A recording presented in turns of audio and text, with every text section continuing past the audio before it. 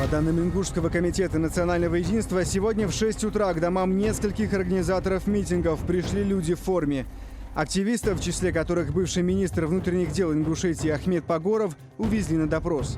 А дома у активистов провели обыски и забрали почти всю технику – телевизоры, ноутбуки, принтеры и мобильные телефоны.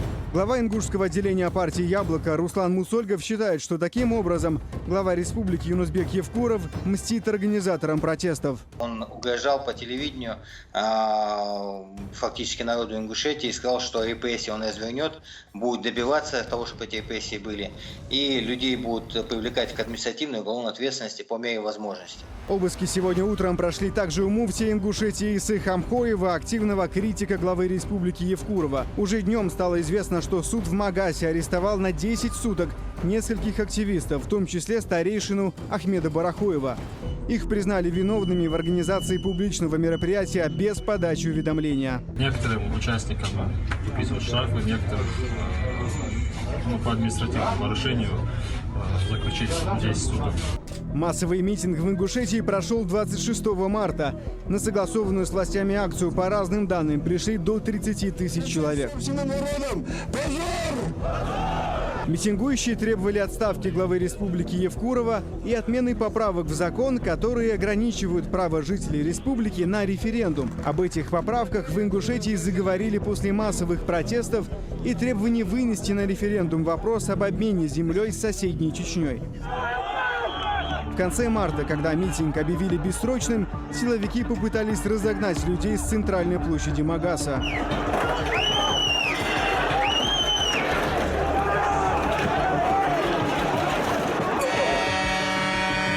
После этого ингушская молодежь перекрыла федеральную трассу. Остановить акцию протеста удалось после обращения старейшины Ахмеда Барахоева, того самого, которого сегодня арестовали на 10 суток. Только что я общался с Бачуриным. Он просит и от своего имени, и от имени МВД России уйти с площади. И если мы уйдем, он лично гарантирует, что нам выдадут разрешение на проведение митинга, понимаете? Через 5 дней мы вернемся и будем требовать исполнения своих прав.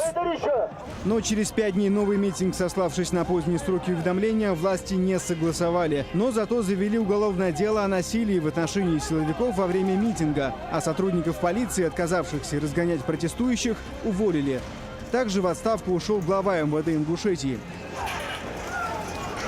Сейчас активисты просят ингушскую молодежь не поддаваться на провокации и не устраивать беспорядков и стихийных акций. Глава Ингушетии Евкуров сегодня не ответил на запросы настоящего времени, а его советник Борис Краснов заявил, что руководитель региона пока не готов комментировать задержания и аресты активистов. Сайхан Цинцаев. Настоящее время.